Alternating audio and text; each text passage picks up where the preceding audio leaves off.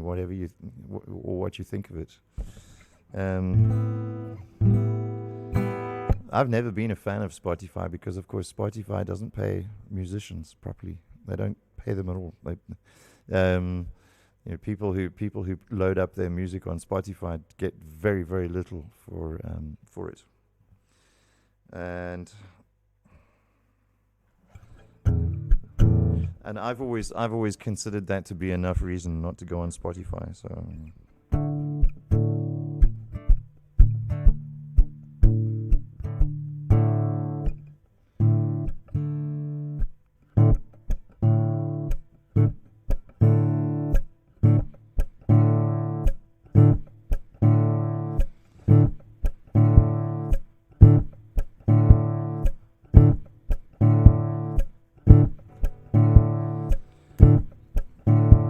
Anyway, so there's been a big story lately about Spotify. People pulling their music from Spotify. It started off with Neil Young, and then it became Joni Mitchell and Nils Lofgren, and today India Arie also pulled her music from Spotify because of a certain loudmouth commentator by the name of Joe Rogan, who back in the day used to make the occasional good point. But he's not. Anyway, I don't want to get into the politics of the whole thing, but what's basically happening is a chuckle to me, because what it means is that musicians are pulling their music off Spotify, and I couldn't be happier, because I've always thought of Spotify as Grand Theft Central. But you can go onto Apple Music. Apple Music is okay. Let's talk about streaming services. If you guys are using streaming services, then there are some good ones. There's one called Tidal. There's Apple Music, which is a good one. And the nice thing about Apple, of course, is that you can buy the music. It's very important. I get a lot of music from Bandcamp and Juno, which are sites where you actually buy the music. For me, it's important to buy the music.